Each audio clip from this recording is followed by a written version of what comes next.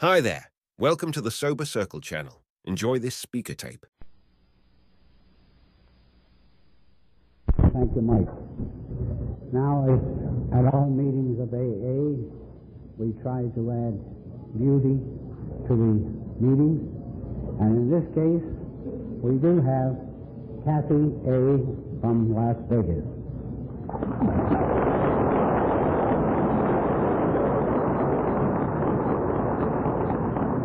Beauty, I wish I had met you 25 years ago.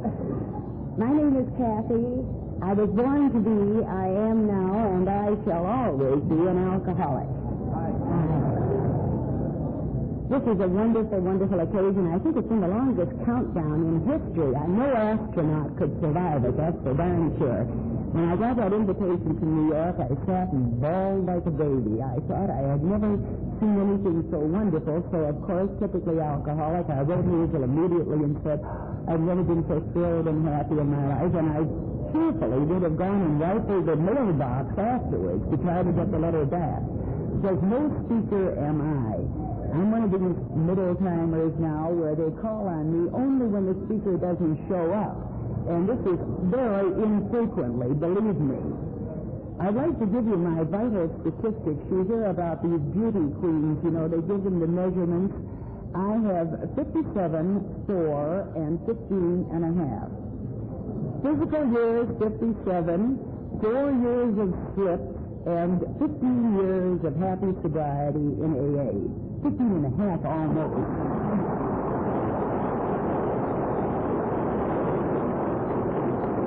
It's easy to tell the age now. You know, I've long since passed the stage and say, are you really? Now they say, gee, you look older than that. So it's all right. I was very happy to find, too, when I came to AA that somebody read somewhere that the Norwegians, or rather the Scandinavian race and the Irish, had the highest percentage of alcoholism in the world. And my father was a Norwegian, my mother was Irish. I thought it was very careless of them to have been born in this country, however. I wanted to be a first-generation American.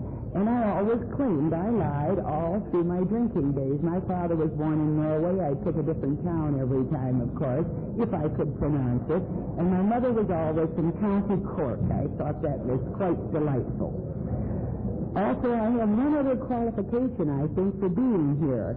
I am what they call, in Las Vegas, we code on our credit cards an LOL, which means in our terminology, loaded old lady.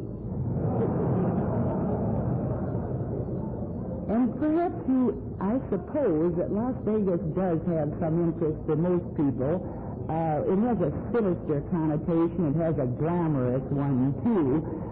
It is a time bomb for the drinking alcoholic, that's for sure. No liquor store is closed. You can get whiskey, you can get anything 24 hours. And when you do run out of money, you can get free drinks even at the nickel slot machines. This would have been marvelous in my days. Unfortunately, I was sober when I moved to Las Vegas. And even when you do run out of money, and out of drinking money and gambling money, you can always go to a pit boss, and they have kind hearts, and they will always put out the price of a drink if you can say that you have lost all of your money in their particular casino. And the alcoholic, of course, will know that he can make every casino on the Strip and downtown, and there are 3 of them on all around the clock, and you can go on drinking for quite a long time. Of course, I know my fate would have been to have been ushered to the door by a security guard, where the county or city policeman would have been waiting to take me to the pokey. However, I didn't make the pokey in any place, really. I said I was born to be an alcoholic, and perhaps I do have, if there is such a thing as being preconditioned.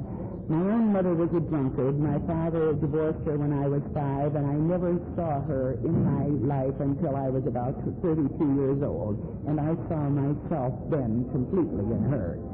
My father died in a county insane asylum when I was 17, and my young husband, whom I had married at 18, died on the operating table when I was 23. Now, this gave me everything in the background to the tragic, of course. I could drink and cry in my beer over this terrific fate that life had given me.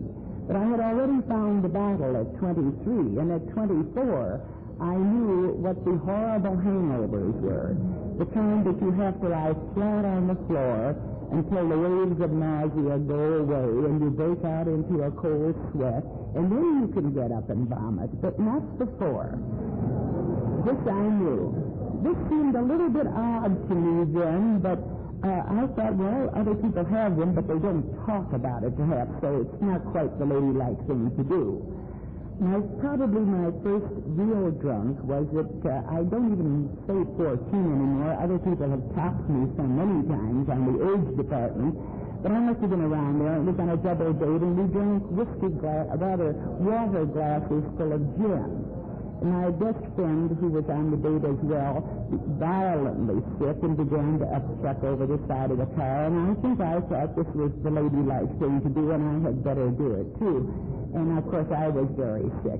But I do remember, even now, and it was a long, long time ago, that I had another little drink just to settle my stomach afterwards. And I spent about 2.5 decades after that settling my stomach. It took an awful lot of it. When my father died, I suppose that was the first pure emotion that I had known, that I had experienced. I adored him. He was a wonderful father. And it wasn't until many years later in AA that I was truly grateful that he hadn't lived to see his darling daughter as a hopeless alcoholic. When my young husband died, I bargained with God to save him. And I offered up then my most precious gift, drinking. I said I'd never drink again if he were saved. He was not. Consequently, I drank again. And I played the grieving widow for well over a year, and I played it to perfection. Some of it was real, but I think about 90% pure theater. I also was bemoaning through those years, of course, these lost careers of mine, these great things that I could have been.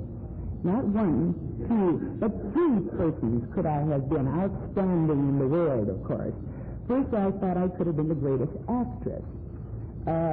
Just not too long ago, I re-examined my life about that time, and I decided that the only thing that ever qualified me for being an actress was reciting Barbara Fritchie when I was 11 and 12 years old. And when I said, "Shoot if you must, this old gray head, but spare your country's flag," she said, this was wonderful. But there was another boy in the class who could recite Paul Revere, and that was 3 times as long, so I was always second anyhow. I always thought, too, that I could be a great journalist, but the only thing that I ever did was work for my high school newspaper, and I had my byline once, but from then on, I was another Walter Winchell in my mind. A third thing that I was certain I could have been was a great dancer. I had dancing lessons, and we did the gavotte and the minuet and things like that. But when it came time later for the Charleston contests, I was always either passed out in the ladies' lounge or I was being walked around the block to sober me up. And that was in the 20s. So none of my careers ever panned out at all. After a number of years after my husband died, it never occurred to me that the drinking had anything to do with the absence of another marriage. I was much engaged, but never married. There was always that time when I had been building the illusion of what I was, and then I would get good and drunk. And then there would be the scenes and the shouting and the disheveled hair and the glassy eyes and the smeared lipstick, and I didn't have any more fiancé after that. And this was not too good. And finally, in 1941, I decided, well, I think I'll maybe quit drinking and just see what happens. And so for 24 endless days, I did. At the end of that time, I was hospitalized with a muscle spasm in my back. And I figured, well, this is what happens when you stop drinking. Then I ran into an old schoolmate whom I hadn't known very well in high school. He was fresh out of wives at the moment, and we got married. And for the first time, I knew what it was to really drink uninhibitedly. He was an alcoholic, perhaps. He said he was the neatest drunk on Rush Street in Chicago, and that is quite an achievement. But then we drank around the clock. Very shortly, I was fired from the good job that I had had. I had become a secretary through the years, and how, I'm sure I don't know. I never finished shorthand, and my typing wasn't very good. But I managed. I was a typical phony and fraud, and I managed to carry a good job. But we drank around the clock until we were evicted from the apartment. The car was repossessed, and it was time to move. It was time to do something about it. About that time, war was declared, and my dear little flat-footed husband was deferred.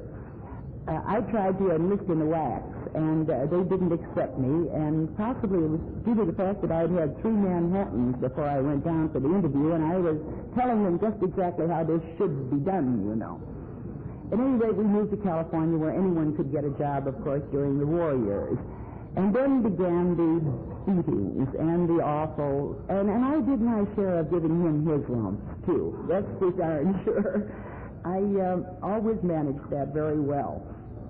But then I left California. I went back to Chicago, and I found that when I left him, the drinking was still going on. And when I would get back to California again, how I managed to go back and forth across the country, I'll never know. Transportation was quite a problem in those days. But I managed it somehow, and I never knew what the country looked like between Chicago and California. But at some point when I was away, he had contacted AA. And I arrived once, and he had been sober all of 3 weeks. And this was fantastic. I didn't like him at all. He was very severe and very changed, and he wouldn't let me have a drink. And this, of course, was not the thing at all. I did consent to listen to 2 of his AA friends who came over calling, and they brought the big book and a bottle. And I thought these were the greatest guys in the world. And I leafed through the book, just like this, and very disdainfully tossed it on the floor after they left. I said, of course, I could have written a much better one drunk than they had sober. No question about that. This happened several times. I came back finally to Chicago, and I read a book, and I have found anyone who can tell me the title or the author. It was about an alcoholic. And somewhere in that book, it suddenly dawned on me that possibly I might be one of those people. Now, this gave me a lot of prestige in my thinking. I was a woman of distinction. I was very different, and I thought I would try this on for size for a little bit. However, it was only my intention to find out a little bit about it, and then I thought I could sober him up enough so he wouldn't beat me quite so much, and we could go back to our halcyon existence again. Well, needless to say, that did not work. And I then became the original revolving door AA in Chicago. I was in again, out again. I'd have 3 months of sobriety and then 6 weeks of slips. I used to count up the days that I had been sober and try to figure maybe I had made a year along in there somewhere, but I really hadn't. And I think I was always afraid that if I ever once made the year, I'd be totally committed. I would have had to admit and surrender to the fact that I was an alcoholic. And this I was not about to do. It was lip service with me only, and I liked the distinction. I like to talk about it. I like to tell people that I was an alcoholic, and I particularly like to tell them where I worked, because that explained an awful lot of things. When these sudden absences, they'd plan a cocktail party, and I'd get drunk before the cocktail party because I'd be afraid of going to the cocktail party. I didn't know what I was going to do then. Finally, I had my last splashdown about 15 and a half years ago. It was February of 1950. I was working at a resort in Phoenix, Arizona, and I used as an excuse an aunt of mine who was dying in Oshkosh. Actually, I had started to drink a week before, and this time I declared that I was no longer, nor had I ever been, an alcoholic, that I had just been my usual melodramatic self, and I had wanted to claim this distinction. And so now I was going to be completely honest and say I wasn't an alcoholic and never had been one. So I went to Chicago first, and for a monumental drunk. I thought I had sobered up enough just a little bit enough so that I could get up to Oshkosh to see this aunt of mine who was dying. And I loved her more than the mother I had never known. She had been really wonderful to me.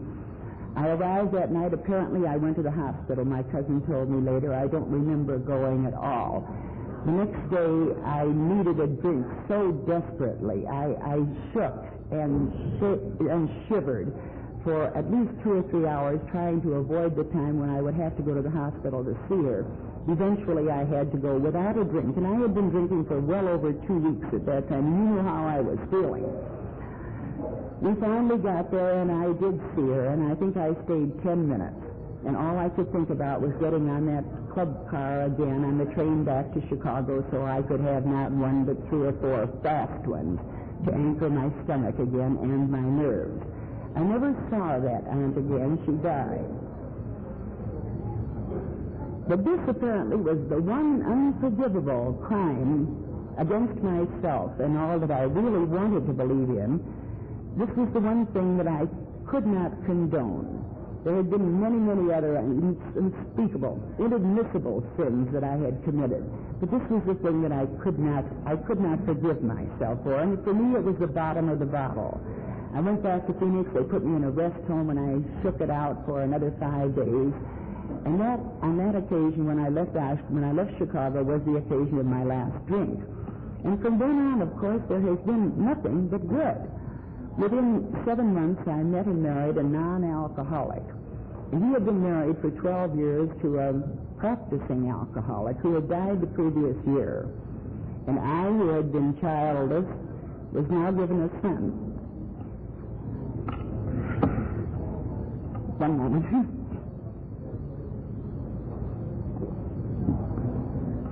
And no one except the barren woman knows what this means. The years have been real good. I'm sorry. I didn't mean to do this at all. I hope you will forgive me.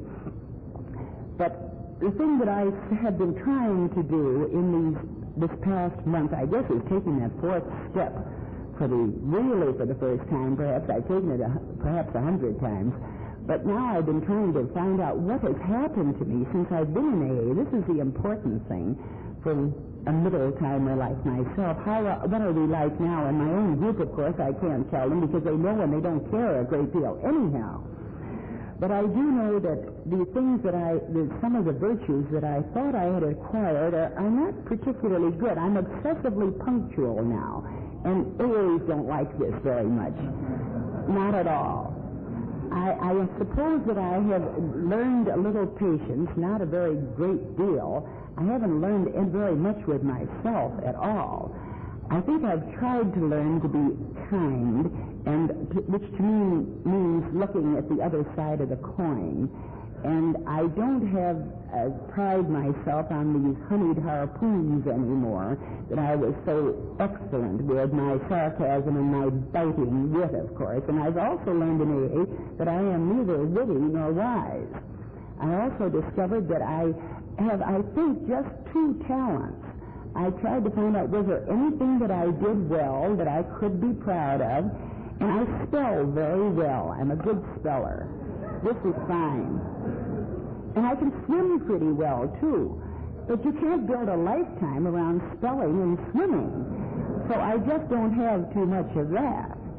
I do know that in those 4 years that I was slipping and sliding around AA, naturally I did no 12-step work. I mean, how could I? I couldn't have stayed sober long enough to get a baby to 3 consecutive meetings, I don't think.